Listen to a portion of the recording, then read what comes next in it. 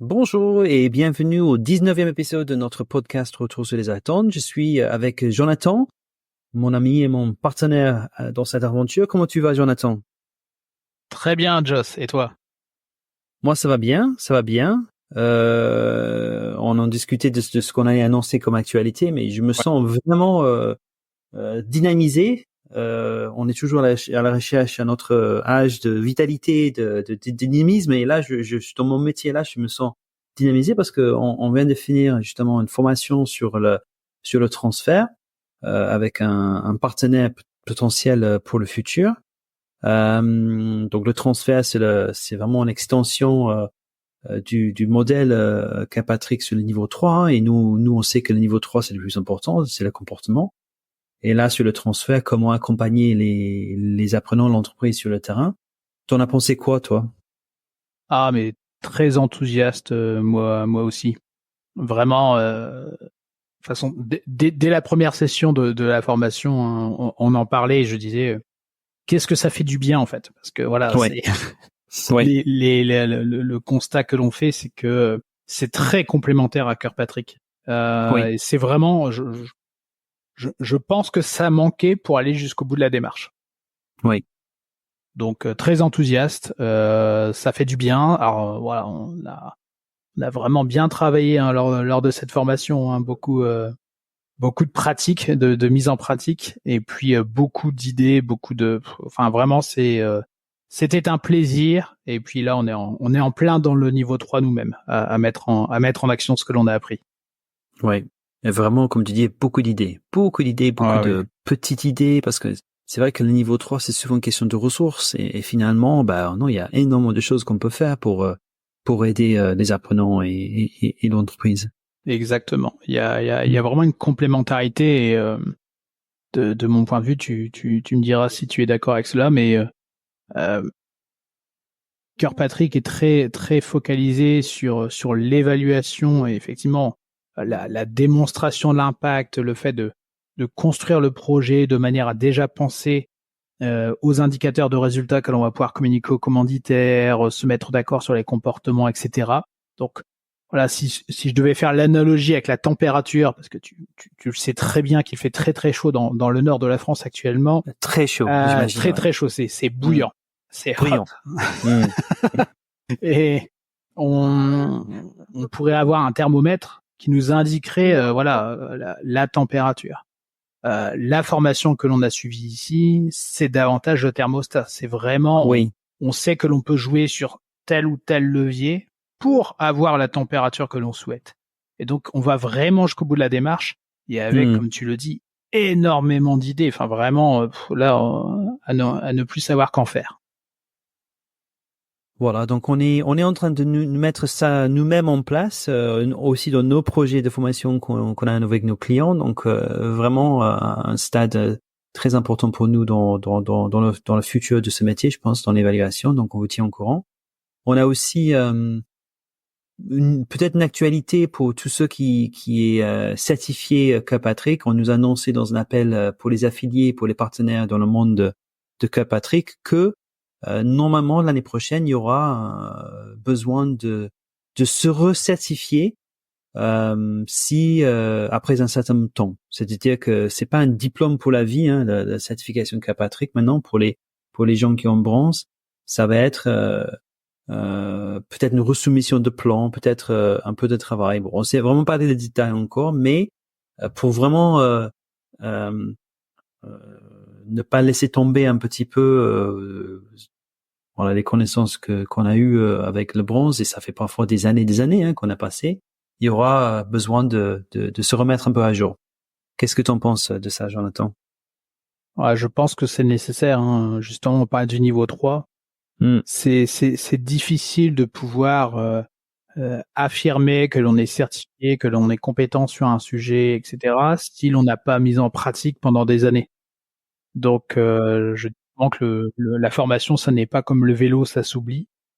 Et donc, pouvoir revalider régulièrement le fait que l'on, on va dire, maîtrise bien certaines compétences relatives à une certification, etc., je trouve que c'est nécessaire et voilà, c'est sain en fait. Voilà, c'est un. Je trouve, ouais, c'est sain, exactement.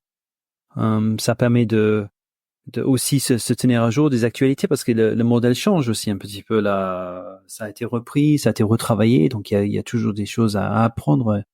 Et ça serait un peu arrogant de croire qu'on a tout fait il y a peut-être 10 ans et que rien ne change. Au Exactement, contraire. exactement. Alors déjà qu'il y a encore des confusions entre le modèle d'origine de 1959 et le nouveau modèle. Ouais. On voit beaucoup de gens parler de Kirkpatrick, mais en faisant référence au modèle d'origine. Donc non, on n'en est plus là. Et même le nouveau modèle que nous on a commencé on va dire, à promouvoir, voilà, qui a été mis à jour en 2010, lui-même connaît encore des évolutions. Donc oui, il vaut mieux se tenir informé.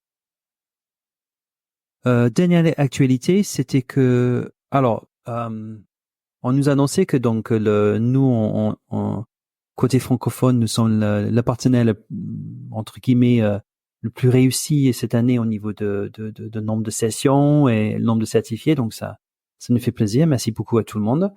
Néanmoins, on a toujours un peu plus du mal avec les sessions inter-entreprises que au sein de l'organisation. Donc, on a le 7 et le 8 novembre une session à Paris. Et là, on a lancé une offre pour si vous venez à 2, la deuxième participation sera à 50% pour la deuxième personne. D'accord? Donc, toutes les informations sont sur notre site évaluationformation.fr. Donc, vraiment, si vous connaissez des gens ou si vous-même vous n'avez pas encore fait, venez le 7 et le 8 à Paris et venez à 2. Donc, comme ça, vous pouvez bénéficier d'une offre très intéressante pour cette fin d'année. Jonathan, parle-nous de Célia Alessandri. C'est ça, hein, Alessandri, voilà. Exactement. C'est notre invité, l'entretien qu'on va lancer là juste après. Ouais, tout à fait. Alors Célia Alessandri, qui est donc une knowledge manager, donc en français on dirait une gestionnaire des connaissances. Donc Oui. elle travaille sur le knowledge management.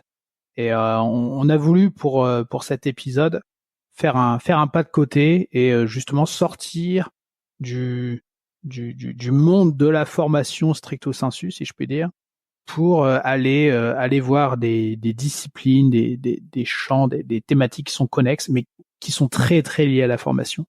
Et donc Célia connaît très bien le sujet, donc elle est knowledge manager depuis un certain nombre d'années.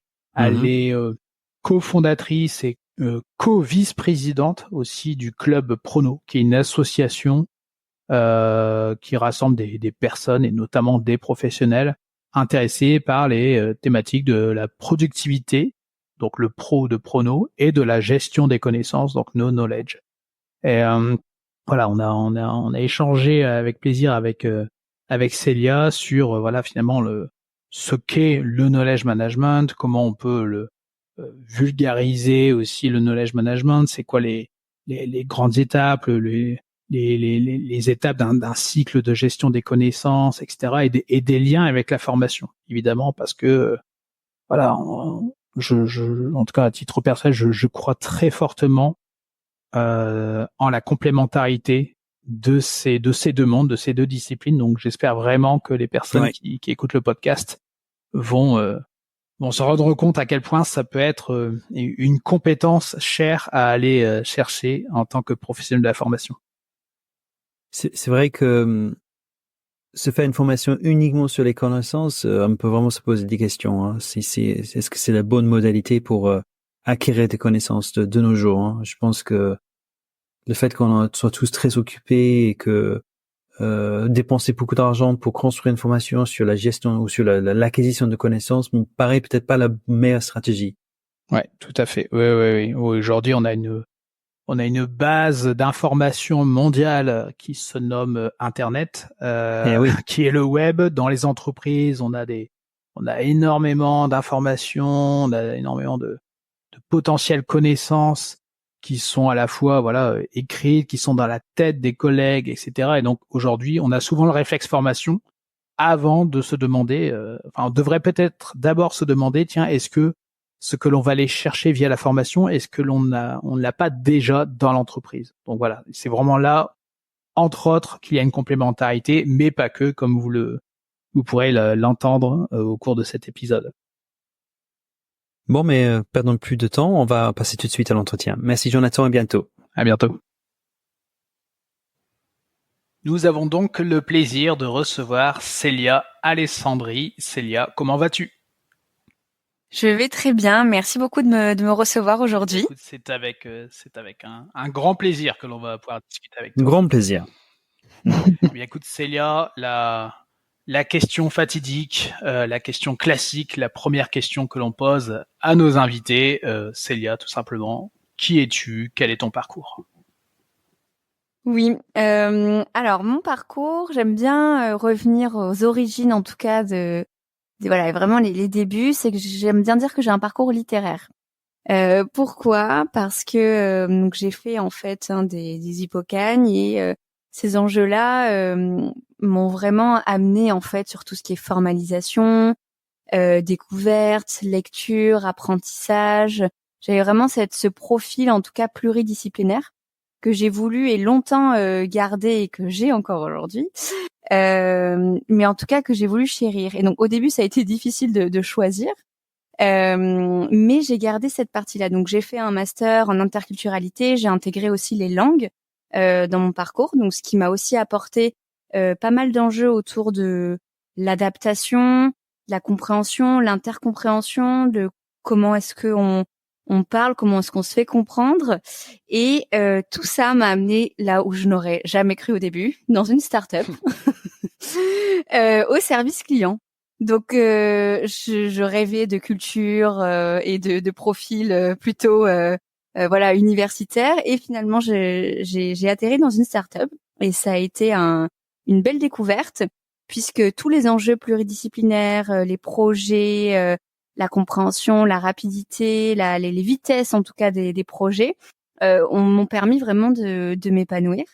Et sur ce premier poste, donc au service client, j'avais la tâche d'organiser et de répondre aux demandes clients en anglais, en espagnol et en français, et d'organiser un centre d'aide pour ces clients. Et ce centre d'aide m'a fait mes premiers pas dans le knowledge management. Et donc aujourd'hui, si je dois répondre à la question qui je suis professionnellement, je dirais que je suis donc knowledge manager ou gestionnaire des connaissances en français. Et donc j'ai découvert voilà ce métier il y a maintenant 8 ans par hasard en venant du service client. On va pouvoir détailler par la suite. D'accord. Alors, comment tu parles de knowledge manager, knowledge management? Comment tu pourrais le définir, voilà, pour les personnes qui nous écoutent? Si tu devais expliquer le knowledge management à une personne qui est complètement néophyte sur le sujet, qu'est-ce que tu lui dirais? Oui, je lui dirais c'est un métier dont l'objectif est de faciliter la vie vraiment des collaborateurs et des collaboratrices. Comment? Vraiment, il y a un mantra, j'aime bien utiliser ce terme, c'est avoir accès à la bonne information au bon moment, au bon endroit. Donc c'est le rôle de facilitatrice pour rendre accessible cette information quand le collaborateur ou la collaboratrice la recherche, qu'elle soit fiable, à jour, adéquate pour pouvoir effectuer en fait voilà sa tâche ou son besoin au moment T.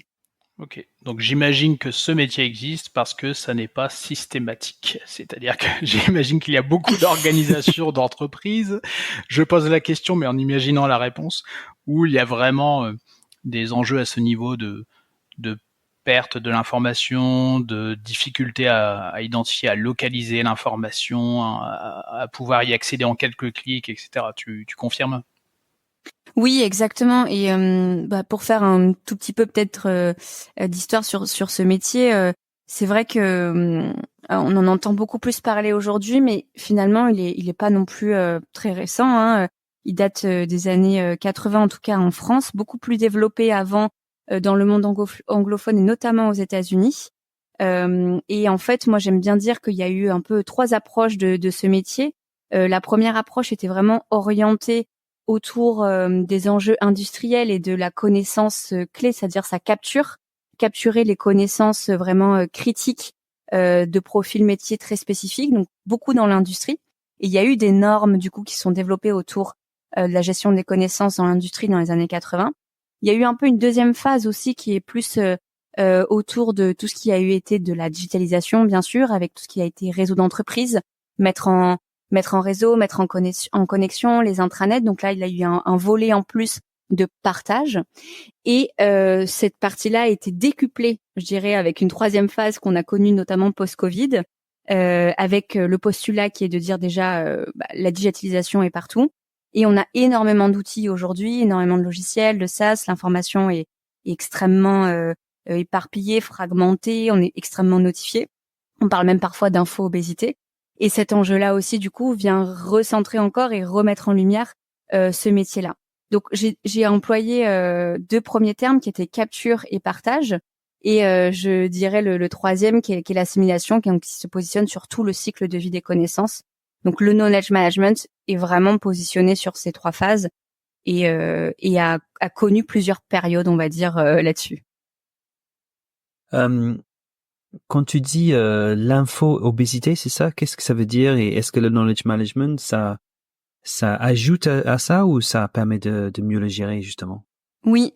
Alors, dans info-obésité, j'entends le fait de crouler sous les informations, de plus savoir si par mail, par chat interne, sur les réseaux, toutes les sources d'informations qui sont aujourd'hui vraiment multipliées, de pouvoir se dire qu'est-ce qu'on va prioriser, quelle est la bonne info, qu'est-ce qui est fiable. Et le knowledge management vient en réponse, effectivement, pour structurer, organiser, catégoriser ces flux d'informations et les réorienter aux bonnes personnes, au bon moment, au bon endroit. Et tu es knowledge manager, et c'est dans ce cadre que tu es également cofondatrice du Club Prono. Si tu peux nous en dire un mot. Oui, exactement. Donc, ce club est donc une association qui rassemble des professionnels alors je veux dire du cycle de la vie de la connaissance au sens large, parce qu'on a des knowledge managers, mais pas que. L'enjeu de ce club, donc qui a été créé maintenant, on rentre dans la 3e année là du club. Prono, ça veut dire productivité et knowledge. Le constat, c'était de se dire bon, il y a des knowledge managers qui existent ou qui font du knowledge management, mais qui n'ont pas forcément l'étiquette de knowledge manager. Et en fait, on est en train de réinventer la roue, chacune de notre côté. On découvre les problématiques au fur et à mesure.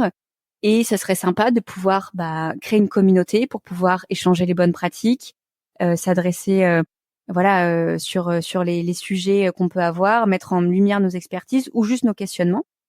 Et donc ce club aujourd'hui réunit une centaine de personnes, à la fois des knowledge managers, soit de carrière, soit qui viennent de devenir knowledge managers, mais aussi des profils qui n'ont pas ce label-là, mais qui ont en tout cas un enjeu sur le cycle de vie de la connaissance, que ce soit sa capture, son partage ou son assimilation, et qui se positionnent dessus. Et ce club, donc on se réunit, on va avoir des événements physiques, mais on va aussi avoir des événements à distance, que ce soit pour échanger sur des thématiques d'expertise, des bonnes pratiques, de la découverte aussi. On essaie d'être pas mal aussi dans l'innovation pour faire connaître aussi ce sujet, évangéliser vraiment beaucoup et vulgariser les enjeux du knowledge management. Voilà, donc ce club a aujourd'hui 3 ans, et cette 3e année s'ouvre vraiment sous un nouvel axe qui est le 3e pilier du cycle de vie de la connaissance, qui est l'assimilation des connaissances. Et donc, on fait de plus en plus de liens avec la formation, notamment. Exactement. Alors justement, alors pour être tout à fait transparent avec les personnes qui vont nous écouter, donc moi j'ai rejoint le club Prono, et justement parce que j'étais très intéressé par on va dire les thématiques du knowledge management et de la productivité, et je voyais des liens qui me semblaient assez évidents avec la formation. Comment aujourd'hui tu pourrais présenter finalement quels sont les liens que toi tu vois? Est-ce que justement c'est uniquement dans cette troisième phase un peu du cycle où intervient la formation, ou est-ce que tu fais des liens qui sont plus importants entre KM et formation? Oui, je pense que par essence, vraiment ce cycle de vie de la connaissance. Et là, dans la formation, on a un enjeu de transmettre la connaissance, et dans le knowledge management aussi. En fait, on va vraiment travailler et décortiquer cette connaissance. Qu'est-ce qu'une connaissance? À quel moment ça devient une connaissance? Et du coup, ces enjeux-là, en fait, pour moi, ils sont liés, mais de manière très très fine finalement. Et ça va être à quel moment on va répondre à un besoin, quelle va être l'attente et le besoin qui est aussi identifié et qui émerge. Et en fonction de ça, on va plutôt l'appeler de la formation ou du knowledge management. Et sur ça, je vais vous donner aussi un éclairage en plus. Je dis ça parce que dans mon parcours, je me suis aussi formée au digital learning management, donc à la création de contenu pédagogique et au déploiement aussi de plateformes type LMS, donc de e-learning. Et les deux, dans mes approches, ont toujours été soit complémentaires ou soit quand elles sont intervenues, elles venaient répondre à un besoin spécifique. Donc en fait, même moi, dans mon approche du knowledge management, donc aujourd'hui, j'ai tranché, entre guillemets, je dis que je suis knowledge manager, mais dans mon approche du knowledge management, j'intègre la formation comme une entité dans un tout, en fait, dans un outil, dans des ressources qu'il peut y avoir dans les méthodes et le déploiement du knowledge management. Et donc, quelles sont les règles alors pour différencier entre les deux, ou le besoin de faire une formation plutôt que juste avoir accès au knowledge management? Oui. Pour toi. Pour moi, et c'est quelque chose qu'on avait mis en place avec une équipe à l'époque que j'avais de Sales Enablement. On avait mis en place en fait 3 niveaux de besoins. Un premier niveau de besoin qui était un accès à l'information. Alors, j'ai une question, c'est quelle est la différence? Donc, du coup, comment on différencie entre formation et knowledge management?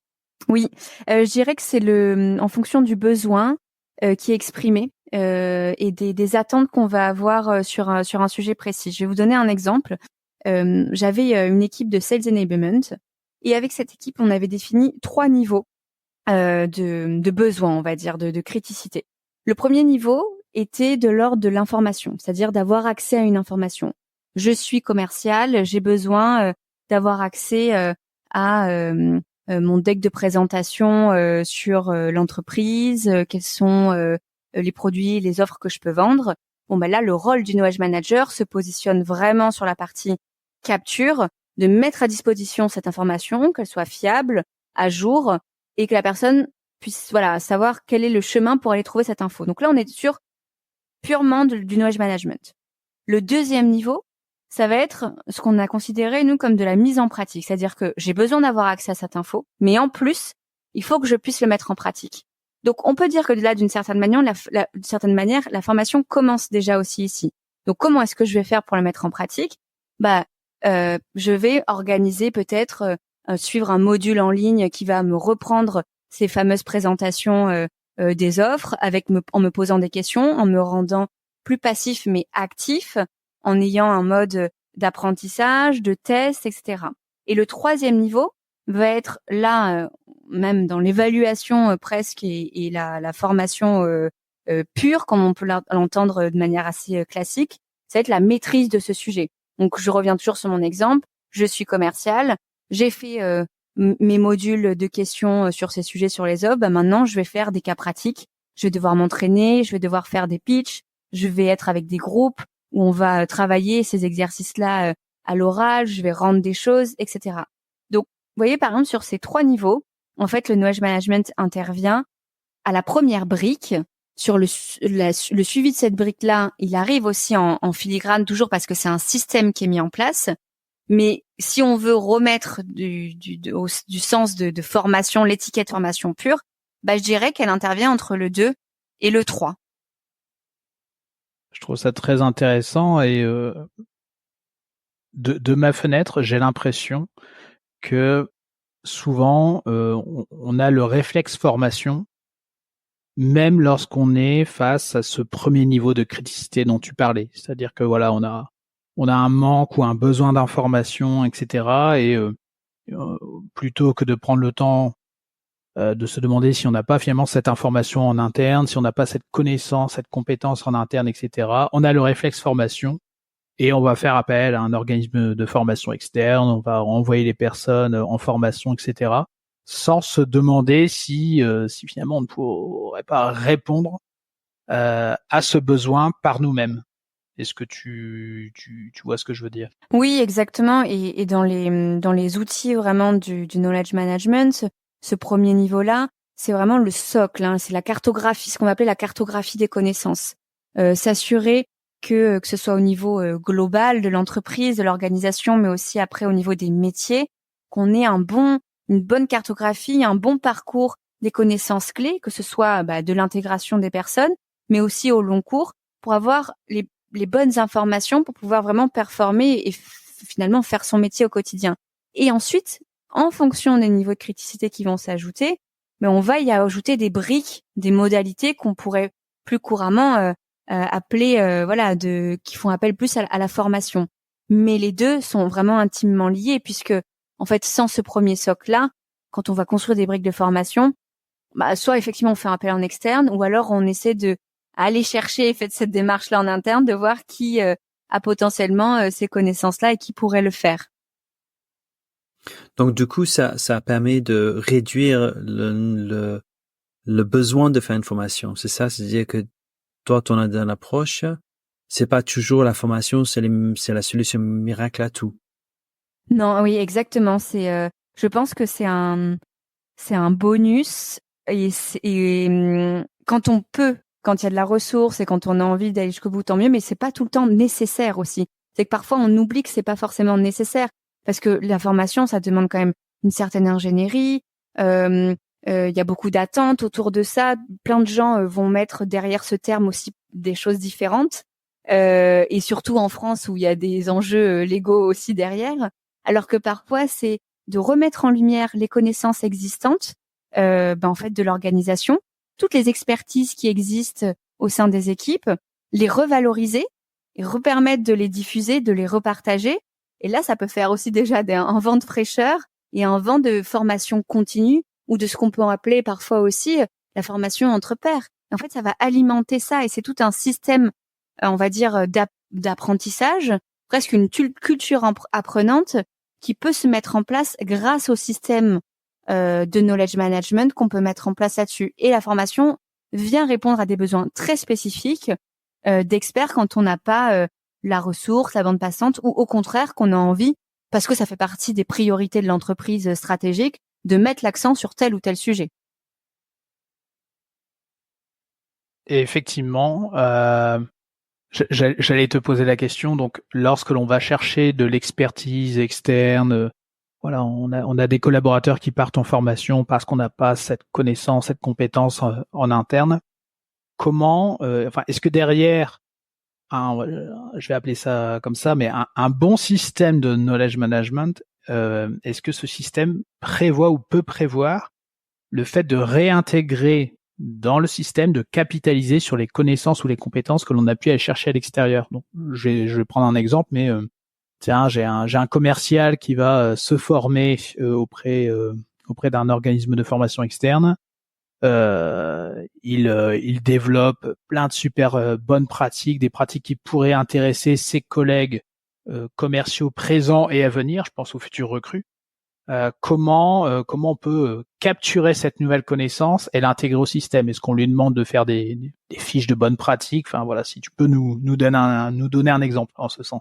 Oui, bien sûr, ça c'est fortement conseillé que ce soit en externe ou même en interne de capitaliser au sens large déjà sur les projets qui sont faits et essayer de mettre en place une routine ou en tout cas des réflexes pour repartager ces contenus et effectivement avoir des modèles de pages, de fiches pratiques, de contenus qui peuvent être redistribués ou ensuite où il peut y avoir des sortes de trainer une fois que la personne a été formée, qu'elle puisse reformaliser et repartager ce qui a été fait auprès de personnes en interne ensuite. Ça c'est tout à fait quelque chose qui est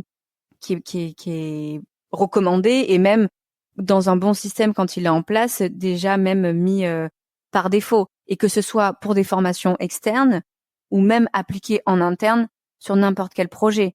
Capitaliser un projet sur ce qui a été fait, parce qu'évidemment on va avoir son projet en cours de route en disant on a des docs de travail, on va faire ça et ça, et à la fin du projet le livrable, il faut qu'on puisse le capitaliser et se dire ça voilà, il en découle une procédure, il en découle tel type d'information. On va pouvoir reformaliser d'une certaine façon et l'intégrer au sein du système de la base de connaissances existante ou des différentes modalités qu'on a mis en place au sein de l'organisation pour que tout le monde puisse en profiter. Ça, oui. Et c'est un terme très important, effectivement, Jonathan, que tu as utilisé.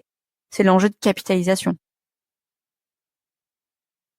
Alors, donc on est dans un podcast sur l'évaluation de l'information. Qu'est-ce que tu connais par rapport à l'évaluation? Est-ce que ça fait partie un petit peu de tes projets ou de ta carrière et est-ce qu'il y a des liens avec le knowledge management aussi de faire l'évaluation?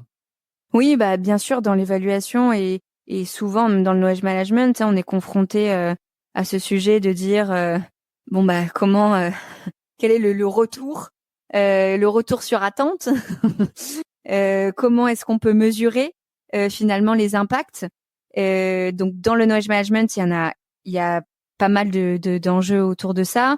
On essaie de le faire de manière quantitative et qualitative et il y a pas mal de liens aussi avec des outils ou des ressources qui sont faites côté formation.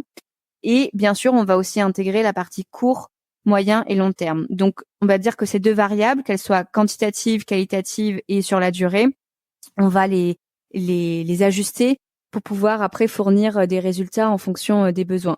Donc, je vais donner un ou deux exemples sur la partie qualitative court terme. Ça peut être un questionnaire qui est envoyé sur la satisfaction et le niveau on va dire de facilité ou d'accessibilité à l'information.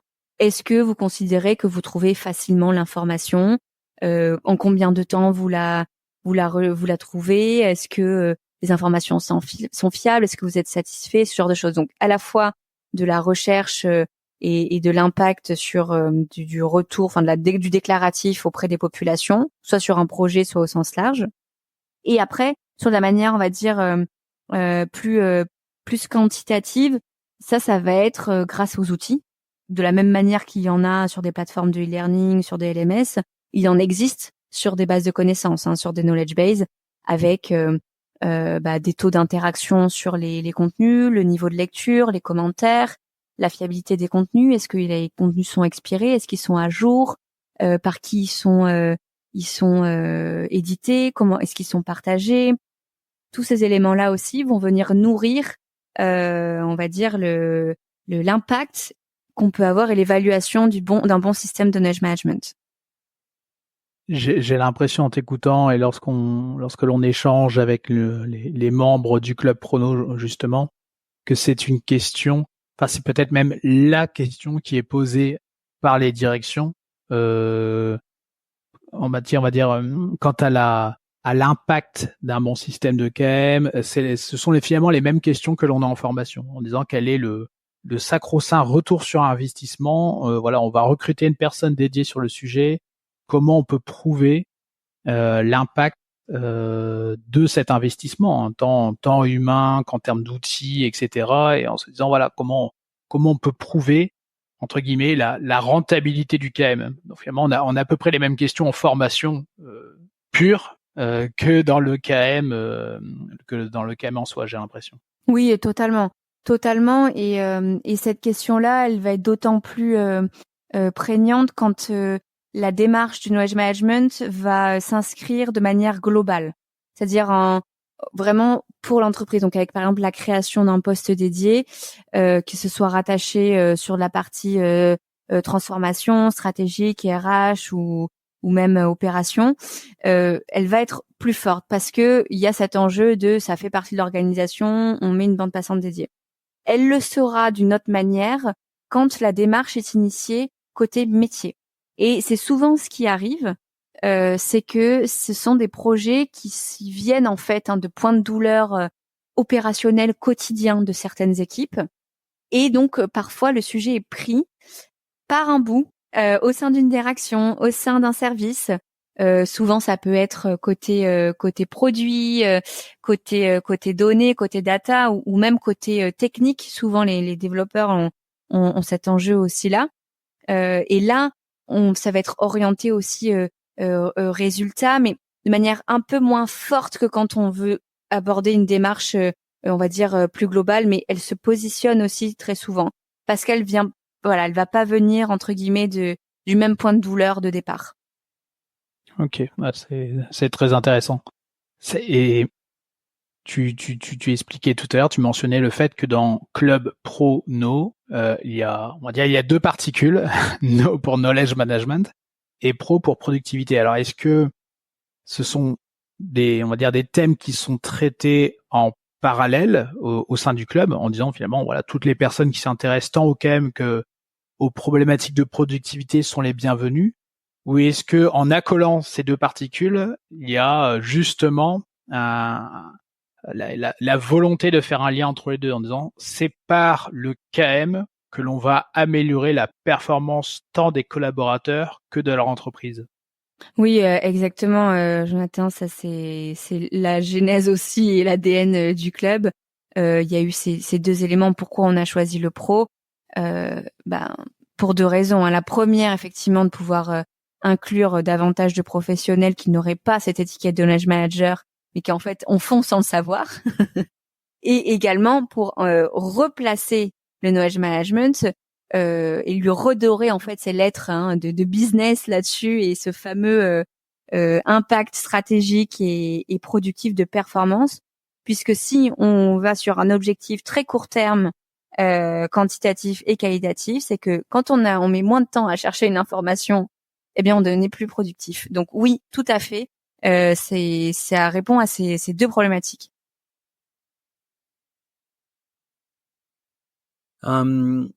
Est-ce que tu as fait un projet, ou est-ce que tu faisais partie d'un projet ou un projet global, un projet peut-être même stratégique pour l'entreprise, où la formation et le knowledge management en faisaient partie tous les deux de ce projet, un peu en complémentarité? Et si oui, comment ça s'est passé? Oui. Eh bien, écoute, je disais tout à l'heure en introduction sur mon profil que j'ai commencé dans une partie service client. Donc, en fait, le point de douleur, et c'est comme ça que j'ai découvert Knowledge Management, a émergé d'un point de vue métier de cette équipe-là. Et j'ai eu l'occasion après de pouvoir créer mon poste, donc de Knowledge Manager, au niveau global au sein de cette entreprise. Parce que finalement, on se rendait compte que au niveau des autres directions aussi, l'information circulait peu ou pas très bien, ou elle n'était pas forcément fiable, et qu'il y avait un enjeu autour de ces sujets. Donc j'ai eu l'occasion de pouvoir mêler en fait, c'est toujours dans ma stratégie moi de knowledge management et en tout cas dans l'écosystème aussi dans lequel moi j'ai évolué jusqu'ici, qui était que des entreprises en hyper croissance, en start-up ou scale-up, et de faire que de la création de postes. Donc mon expérience salariée start-up mêle forcément, à chaque fois ça a mêlé knowledge management et formation.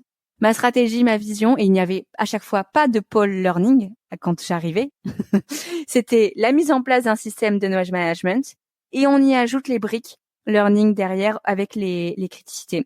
Donc je démarrais avec cette cartographie des connaissances, cet audit au global de qu'est-ce qui se fait, qu'est-ce qui est critique, quelles sont les connaissances critiques, une mise en place de bases de connaissances dédiées, et puis on allait construire après au fur et à mesure avec les responsables métiers et ou RH en embauchant aussi des personnes learning, mais j'avais ces deux casquettes-là avec du learning en déployant un système après de formation et notamment des LMS là-dessus. Donc j'ai, en tout cas sur mon expérience salariée, dans ce cadre start-up, scale-up où tout est en construction, toujours déployer le knowledge management et le learning et la formation en complémentarité, vraiment côte à côte avec vraiment cette vision commune. Et aujourd'hui, je suis à mon compte. En termes de clients, ça va dépendre en fait des projets et d'où part. Mais c'est toujours aussi, on va dire, mon approche, elle va être liée. Donc effectivement, sur un des clients que j'ai aujourd'hui, c'est un grand groupe, donc pour le coup, là la partie formation est déjà bien en place. Mais on a tout de suite identifié les synergies et la nécessité qu'il y ait une cohérence globale ensemble, qu'on travaille ensemble sur des cas d'usage, sur cette cartographie des connaissances, sur les parcours d'intégration des nouveaux collaborateurs et collaboratrices, et donc tout de suite de créer vraiment des liens très forts entre learning et knowledge management. Est-ce qu'il y a un lien entre Alors on parle de plus en plus fréquemment, je pense qu'on le voit sur YouTube, sur LinkedIn, etc. On parle de système. Alors on parle exactement de second cerveau.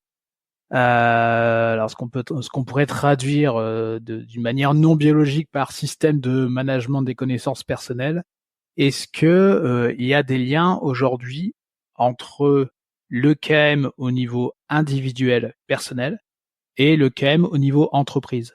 Alors je m'explique, c'est moi par exemple je travaille à développer ce qui est appelé le second cerveau. Donc voilà, je prends énormément de notes, j'essaye de capitaliser sur les formations, les vidéos, les articles que je peux lire, etc. Et j'essaye d'avoir mon propre système de gestion des connaissances de façon à retrouver rapidement les informations dont je pourrais avoir besoin. Et Joss peut en témoigner.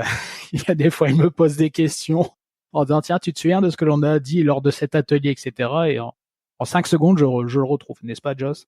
C'est impressionnant. Ouais. En fait, toi, tu es mon second cerveau, en fait. C'est voilà, ça. c'est ça. On partage, on est coloc de ce second cerveau. Et comment tu imagines, alors, est-ce qu'il y a des liens entre les deux? Ça, c'est ma première question. Et deuxième question, si tu permets, qui est probablement liée, c'est comment imaginer faire du KM, je vais le dire ainsi, avec des collaborateurs qui développeraient eux-mêmes leur propre système de gestion des connaissances dans une entreprise. En fait, je pense que les liens, oui, sont assez évidents. Comment? En fait, le knowledge management sur le système au niveau organisationnel va proposer quelque chose qui va harmoniser la façon de faire, va harmoniser ces systèmes. C'est-à-dire qu'on va avoir un système d'organisation, comme on a une culture d'entreprise, comme on a une culture métier, etc. On va essayer de mettre en place une culture du knowledge management, du système d'organisation au niveau de l'organisation. Il peut y en avoir des sous-cultures, donc il peut y en avoir au niveau des métiers, et il peut y en avoir aussi au niveau individuel. Donc par exemple, les parties individuelles vont pouvoir nourrir, si ils ont envie, les bonnes pratiques et le système plus en termes de métier organisationnel. Et si du coup le collaborateur a son propre système, tout l'enjeu ça va être de se dire dans quelle mesure il correspond ou pas, ou il va être collaboratif avec ce qui est déployé de manière plutôt harmonisée au niveau de l'organisation. Et comme on peut être à l'encontre d'une culture d'entreprise, si ça va à l'encontre, c'est comment est-ce qu'on va faire en sorte que ça puisse quand même communiquer. Donc, à l'inverse, ça peut être soit des moteurs vraiment clés dans ce système, ou potentiellement des réfractaires identifiés aussi. Alors moi j'ai une question un peu plus j'arrive pas à le dire, c'est mon côté anglais. Existentielle, métaphysique peut-être, oui. C'est plus facile à dire. Voilà, parce que là c'était hyper concret. Moi c'est plus de méta, donc n'est-ce pas Jonathan? Est-ce que tu as vu un film qui s'appelle Her, oui. 2013 avec Spike Jonze? Est-ce que tu te souviens quand il a installé le nouvel OS, je sais pas quoi là, et puis après elle a pu gérer toutes ses connaissances à lui, toute sa base de contacts, tous ses mails, mais c'était dans 5 minutes et tout d'un coup tout était géré impeccable et sa vie était transformée. Est-ce que tu te souviens de ça? Oui, exactement, ouais. Ouais. Est-ce qu'on va vers ça, à ton avis, dans le knowledge management? Est-ce qu'on va vers, peut-être avec l'intelligence artificielle, cette façon de vraiment gérer, parce que là, je pense qu'on est tous pareils. Il faut qu'on paye nos factures, il faut qu'on se souvienne des devoirs de nos enfants, de les aider, il faut qu'on essaie de faire tout fait dans la journée. C'est compliqué et on perd beaucoup de choses. Donc, est-ce que pour toi, on va vers ce futur-là avec l'intelligence artificielle qui va nous aider à justement tout classifier nos connaissances et nos besoins? Alors c'est une super question et ça me permet de rebondir aussi sur les grands principes du knowledge management. On a en fait effectivement l'outil qui est un des principes. On a la culture, on a l'humain, les ressources là-dessus. Et justement, je pense qu'au contraire en fait, l'IA et toutes ces avancées technologiques vont recentrer les enjeux du knowledge management autour de l'humain et autour du pouvoir de l'humain.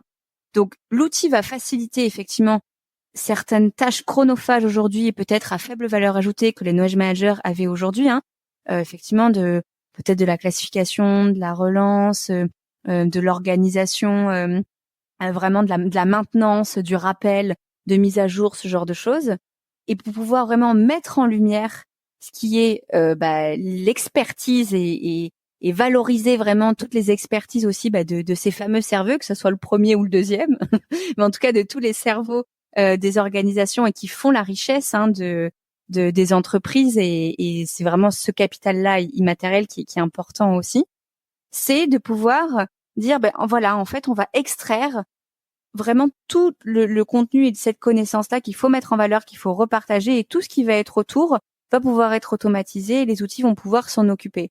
Et on va pouvoir se concentrer sur le fait de pouvoir faire parler, communiquer les gens, désiloter, être dans l'animation vraiment. Et cette animation, elle est vraiment clé dans le knowledge management, et je l'expérimente aujourd'hui d'autant plus que je suis à mon compte et sur des projets multiples, c'est-à-dire que j'ai plusieurs clients en même temps. Et ça, en fait, c'est quelque chose que je ressens énormément. C'est que le nerf de la guerre dans le knowledge management, c'est vraiment cet enjeu de comprendre les besoins des gens, qu'est-ce qu'ils veulent partager, comment on le partage, pourquoi ils le partagent, quelles sont leurs expertises, et de prendre conscience de leur expertise et des connaissances critiques qu'ils ont besoin de partager. Et finalement, le support, l'outillage et la classification, ça c'est quelque chose qui est évolutif, qui change, et qu'un outil peut tout à fait effectivement venir en support, nous accompagner pour pouvoir le faire. Donc je dirais, tu vois, Joss, que on va peut-être être pas complètement dans le film, Oui. mais en tout cas, oui, ça va vraiment nous aider à nous focaliser sur ce qui est important.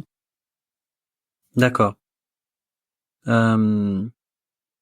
Et ce que aussi dans le film, et ce qu'on voit aussi, c'est la nature prédictive de l'intelligence artificielle. Parce que là, j'ai l'impression que le knowledge management, c'est basé sur les recherches. Donc, c'est une recherche active qui est faite par cette personne par rapport à ce que lui, il veut savoir. Alors que l'intelligence artificielle, c'est aussi, peut-être vous voudriez faire ça. Oui. Tu vois ce que je veux dire? Donc, on est plus en réaction de quelque chose par rapport à une proaction. Donc, du coup, est-ce que le knowledge management est aussi prêt à avoir ce rôle où on essaie de réagir aux choses plutôt de proposer? Oui, tout à fait. Et c'est vrai que souvent, on est dans cette réaction, comme tu dis, et il y a souvent on attend que le point de douleur soit très fort pour dire il nous faut mettre en place quelque chose. Là, au moins, l'avantage effectivement d'avoir cette partie-là, c'est de se dire on va pouvoir anticiper, projeter et accompagner, et être vraiment dans cette démarche de knowledge management au niveau global qui accompagne la croissance et la stratégie de l'entreprise, au même titre que la formation, pour pouvoir anticiper les besoins, anticiper les connaissances critiques ou la perte ou pas, le départ d'un collaborateur, ou alors attention, il y a un mouvement, il y a un changement sur ce secteur-là, sur ce métier, et du coup il faut qu'on fasse quelque chose sur le métier aussi là-dessus, et anticiper de manière aussi très pratico-pratique, de la maintenance de contenu, du rappel, de pouvoir l'enrichir aussi, aider à la création et de l'enrichir sur ces contenus associés aussi. Ok, bon, c'est rassurant. Une dernière question que j'ai au niveau un peu méta aussi, c'est moi j'ai l'image de la gestion des connaissances dans l'ancien temps, pardon, c'est par exemple une bibliothèque, quelqu'un qui travaille dans une bibliothèque qui va vraiment donner accès aux livres et les connaissances de l'humanité, etc. Et puis on a aussi le terme les sachants étant les gens qui savent des choses, qui connaissent des choses, donc on parle des connaissances. Donc j'ai l'impression que on est quand même dans un univers un peu basé sur l'intelligence. Les gens qui sont intelligents, qui veulent savoir des choses à l'école, on doit mémoriser les choses, on doit vraiment tenir les connaissances en nous. Est-ce que c'est une fausse image des gens qui sont intéressés par le knowledge management? Est-ce que c'est des gens comme ça qui souhaitent vraiment approfondir l'intelligence, ou c'est autre chose? Alors, je pense que ça dépend déjà comment tu te positionnes. Est-ce que tu parles des professionnels enfin de gens qui font ce métier ou qui veulent faire ce métier. Non, pas parce que dans le club il y a des gens qui s'y intéressent, Oui. pas que le pro, donc c'est un peu tout le monde quoi. Ok, un peu tout le monde. Alors je pense quand t'as cette définition-là de l'intelligence, pourquoi pas. Mais en même temps, l'idée c'est pas de devenir un sage qui emmagasine toute la connaissance et d'être un puits de science. Alors pourquoi pas? Si les gens ont cette capacité-là, tant mieux. Mais je crois que ce qui anime les personnes autour de ces sujets, c'est vraiment les enjeux de connexion, de transversalité, de compréhension multiple et connexe, et d'avoir quelque chose, une vue presque en réseau. Et pour donner du coup moi de mon point de vue et de mon expérience, je reviens sur Jonathan, quand tu m'as posé la question de qui es-tu, j'ai insisté sur l'enjeu de pluridisciplinarité, et je pense que c'est ça moi qui me nourrit aujourd'hui dans mon métier, c'est qu'en fait je vois des métiers différents, je vois des organisations différentes, des activités différentes, il faut aller comprendre ce que font les gens, comment ils le font, un peu pourquoi ils le font aussi, et du coup ce qui va vraiment être intéressant, c'est de se dire ok, en fait, on partage les connaissances, on est dans un univers d'apprentissage continu et on fait des liens. On fait des liens avec plein de sujets différents. Donc peut-être que c'est une forme d'intelligence, si on le voit comme ça, Joss. Mais en tout cas, je crois que c'est vraiment ça qui anime les gens, c'est cette capacité à être en relation, à pouvoir se mettre en réseau, à se connecter les uns avec les autres, avec ce partage-là. Et la notion de communauté est aussi très forte au sein du knowledge management, puisque c'est une des pratiques et des outils qu'on va mettre en place aussi pour pouvoir déployer des systèmes de knowledge management. Non, si tu veux, c'était pour vraiment pas pour te challenger, mais c'était parce que c'est l'image que moi j'avais, tu sais, de ça, et puis le fait que tu es vraiment porté sur l'accessibilité, de le partage, les communications, etc. Je trouve ça très important parce qu'il faut que les gens soient curieux aussi de pouvoir accéder à ça, de profiter de ça, parce que ça peut apporter énormément de richesse, j'imagine. Oui, voilà, exactement. C'est vraiment cet enjeu-là de curiosité aussi. Après, encore une fois, c'est aussi mon point de vue.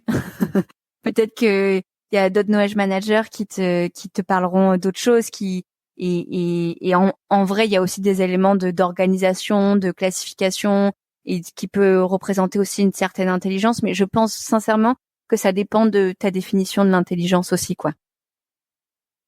J'ai l'impression que formation et même combat, c'est que on travaille à casser des silos, à désiloter, à faire en sorte que effectivement, quels que soient on parlait d'IA, quelle que soit la technologie, les outils utilisés, les innovations technologiques présentes, on doit plus que jamais faire des liens, tisser des liens, faire en sorte que les gens travaillent ensemble, échangent ensemble, etc. Parce que sans cela, il n'y a aucun projet qui fonctionne.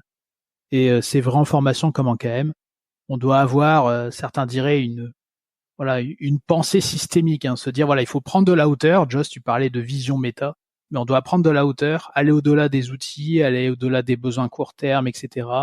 Ne pas céder aux effets de mode et vraiment se demander comment on peut faire en sorte que l'ensemble de ces cerveaux, biologiques ou artificiels, travaillent plus efficacement ensemble. Et c'est vrai que je te rejoins tout à fait, Célia, quant au fait que, et c'est la même chose en formation finalement, l'IA pourra être une aide utile si effectivement on fait en sorte qu'elle travaille vraiment main dans la main avec l'humain et que l'humain garde le dessus pour ne pas tomber dans les travers du film dont Joss parlait précédemment, que j'ai vu il y a 5 jours, donc c'est vraiment d'actualité d'ailleurs. Mais oui, totalement. Et du coup, pour compléter, Jonathan, ça me fait penser, Joss, tu parlais d'intelligence, en fait finalement c'est intelligence collective, la fameuse. Bon, c'est un peu un buzzword, mais je crois qu'on y est, hein, on est en plein dedans. C'est vraiment ce concept-là de pouvoir le faire émerger, le valoriser à fond, et en être acteur et actrice et contribuer, voilà, toutes et tous ensemble. Tout à fait. Joss, je sais que Bon, tu as envie oui. de poser cette question. Oui, non, mais c'est super intéressant. J'imagine que bon, ça s'applique pas qu'aux grosses entreprises. Toi, tu as travaillé dans une start-up, donc dernière question avant le mot de la fin, c'est c'est si moi je suis seul dans une petite entreprise, comment on accède à la gestion des connaissances, au knowledge management, si j'ai pas les ressources dans une grande entreprise.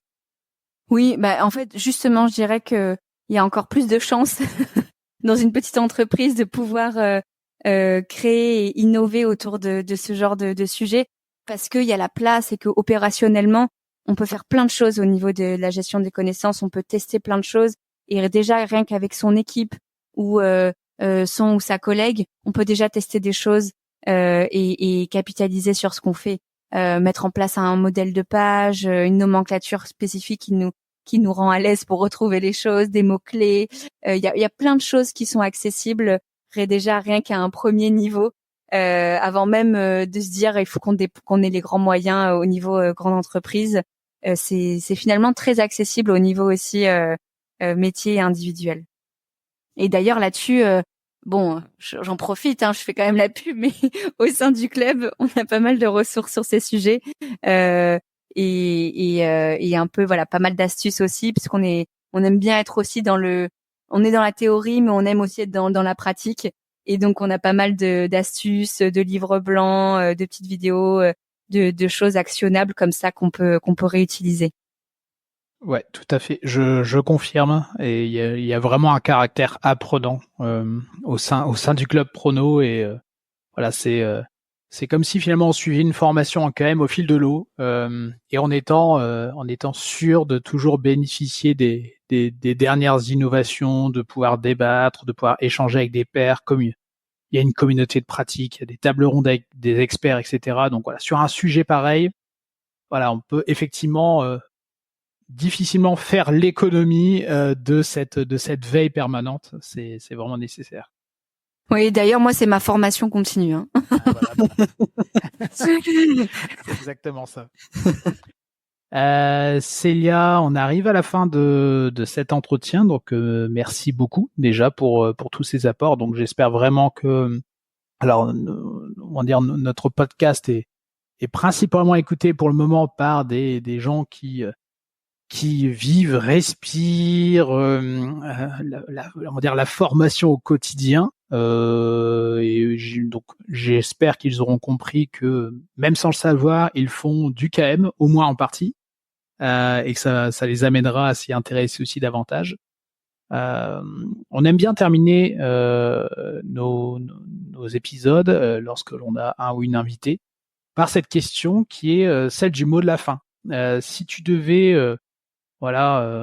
résumer ou qualifier finalement l'échange que l'on a eu en un mot qui selon toi pourrait être un peu qui pourrait faire la synthèse de notre échange, quel serait ce mot selon toi? Donc on se pose la question, Joss et moi on y répond aussi, donc si tu as besoin d'y réfléchir un peu, ça peut être Joss ou moi qui annoncions notre mot, mais voilà, c'est un peu notre manière de terminer à chaque fois le podcast. D'accord. Bon, non, moi j'en ai une qui me vient. Enfin, j'ai un mot qui me vient, c'est connexion. Et je détaille ou pas? Oui, écoute, vas-y. Fais-toi plaisir. Mais je dirais connexion pour plusieurs raisons. La première sur nos domaines qui sont connexes, extrêmement connexes, donc c'est top. Et puis aussi connexion, si on veut revenir un peu sur le côté méta, Joss, que tu évoquais aussi à la fin. C'est cette mise en réseau, ces connexions de sujets et sur nos objectifs aussi communs. Et je pense que du coup notre discussion aussi transpire cette connexion-là de nos sujets et de nos objectifs. Et bien sûr, connexion, si les auditeurs et les auditrices qui nous écoutent veulent se connecter, que ce soit à mon profil ou à celui du club, bien sûr, vous êtes les bienvenus. Bien entendu. Et on mettra les références, les différents liens d'ailleurs dans la description de l'épisode. Merci Célia. Joss? Alors moi, ça va rien à voir. Moi, je prends le mot, vous avez rigolé, Alexandrie. Ah ouais. Pourquoi? Donc, pourquoi Alexandrie? Parce que il y avait la bibliothèque d'Alexandrie qui a pris feu il y a, je crois que c'est dans le 7e siècle. Là, je suis en train de regarder Wikipédia pour vous montrer à quel point j'ai pas ma gestion des connaissances devant moi. Et je crois qu'il y a eu jusqu'à 400 000 œuvres qui ont perdu dans un feu. et donc qui ont perdu, voilà, où l'humanité n'a plus accès. Ouais. Et je trouve que vraiment cette expertise-là que tu mets en avant, Célia, nous permet justement de ne plus aller, de ne plus jamais plus rien perdre. Tu vois ce que je veux dire? C'est-à-dire que le fait qu'on peut vraiment travailler sur la gestion de connaissances et sur le partage et sur vraiment travailler ensemble comme tu dis, dans une forme d'intelligence collective. Pour moi, c'est vraiment quelque chose de très fort et qui donne beaucoup d'espérance pour le futur. Merci, merci Joss. Et avant de donner mon mot, et je me permets de réagir à ce que tu viens de dire, mais c'est vrai que la perte, quelle qu'elle soit, la perte de connaissances, le départ de collaborateurs, etc. Aujourd'hui, les entreprises, les organisations connaissent tellement d'événements de ce type que Oui. Il est certain que c'est très très risqué finalement de ne pas prendre le sujet au sérieux. C'est vrai. Parce que on l'a vu, on a eu des expériences comme ça où tout à l'heure tu parlais du domaine industriel, Célia, où moi j'ai connu des entreprises dans le nord de la France qui faisaient appel à des personnes parties à la retraite et qui les payaient mais 4 fois le salaire qu'elles touchaient lorsqu'elles étaient encore salariées de l'entreprise, simplement parce que on dépendait d'elles finalement pour continuer à faire tourner la machine. Oui. Donc il y a vraiment des sujets à ce niveau. Oui, ça c'est souvent des cas d'usage très communs dans le knowledge management, les départs, que ce soit à la retraite, mais aussi les mobilités internes. Ça c'est vraiment des enjeux classiques. Oui, tout à fait. Et donc mon mot de la fin, alors il est très proche de celui, alors je ne vais pas sortir Alexandra, hein, j'avais envie de faire la blague. Voilà, je sais que Joss est un fan devant l'éternel de Claude François, non, je plaisante. Mon nom vous a inspiré, ça me rappelle mes camarades d'école qui me faisaient la blague. Hein. Ah oui, bah voilà, tu vois. Allez, tu étais vraiment destiné, voilà, à travailler dans le domaine de la connaissance. Ouais, je pense, ouais. Et donc mon mot est très proche de celui de Célia. Donc c'était, je voulais dire complémentarité. Donc tu vois, connexion, complémentarité. Et je pensais vraiment à la complémentarité entre formation et knowledge management. Mais pas que, parce que finalement, le KM, c'est travailler à établir des connexions, comme tu le disais, Célia, c'est travailler à la complémentarité aussi des domaines de connaissances. Je pense vraiment que les professionnels de la formation gagneraient à ajouter la corde du knowledge management à leur arc, parce qu'aujourd'hui, vraiment, c'est un levier à la fois complémentaire et très performant pour accéder à la connaissance, pour faciliter l'accès aussi à la compétence de manière générale. Donc voilà, aujourd'hui, on ne peut pas être professionnel de la formation et dire je ne me focalise que sur les questions de pédagogie, les questions d'IA, parce qu'on en parle beaucoup, etc., et faire l'impasse sur le KM. Aujourd'hui, ça me semble vraiment très compliqué. On se passe d'un levier très très puissant. Donc complémentarité en ce sens, puis complémentarité parce que c'est vraiment l'occasion aussi, via le KM, de faire travailler ensemble des personnes qui parfois travaillent dans des métiers très différents, dans des disciplines très différentes, etc. Et pour parler un instant de ma vie, je fais toujours sourire mes interlocuteurs interlocutrices lorsqu'on parle des livres à lire en vacances. Et en fait, moi, je ne lis jamais de livres sur la formation. Voilà, ça fait 20 ans que je travaille dans la formation, je ne lis aucun livre sur le sujet de la formation, quasiment pas. Et pourtant, à chaque fois, j'en tire des idées à appliquer dans le domaine de la formation. Donc, je pense vraiment qu'on doit faire des pas de côté et on doit favoriser cette connexion, justement, comme tu disais, Célia, entre des domaines, entre des disciplines différentes, etc. Et le KM peut aussi participer à cela. Oui, et avec plaisir pour si certaines personnes après veulent échanger plus en détail, puisque moi c'est vraiment dans mon parcours ce que j'ai eu l'opportunité et la chance de faire, et de voir vraiment ces deux et d'avoir ces deux casquettes. J'ai pu l'expérimenter dans les postes que j'ai pu créer en tant que salarié et aujourd'hui dans mes projets. Donc vraiment là c'est plus qu'une convaincue que tu prêches, mais évidemment on a beaucoup à gagner que de travailler ensemble, formation, learning et knowledge manager. Super. Jonathan, j'imagine que tu vas mettre les liens. On va mettre les liens vers ProNow et et le site des contacts, des coordonnées de Célia dans les notes du podcast. Voilà. Complètement. Voilà, Célia qui, comme le club Prono, est très active sur LinkedIn. Donc on mettra cela. Prono a aussi son propre podcast. Donc voilà, on mettra toutes les ressources en description. Oui, super. Exactement. En tout cas, merci beaucoup, Jonathan et John. Merci pour l'invitation et cette conversation riche. J'aurais pu encore parler des heures. mais tu reviendras. Ouais, allez, avec plaisir. Et puis, à bientôt. Merci, à bientôt.